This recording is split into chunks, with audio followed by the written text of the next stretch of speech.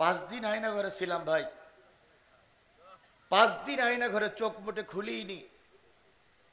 পায়খানা করার পরে জায়গাটা পরিষ্কার করার জন্য একটু পানি ওরা দেয়নি। ওই অবস্থায় 5টা দিন চোখ বান্ধা, পা বান্ধা, হাত বান্ধা অবস্থায় থাকতে হয়েছে। তৃতীয় দিনে ওরা আমাকে গুলি করার জন্য বাইরে নিয়ে গেছিল।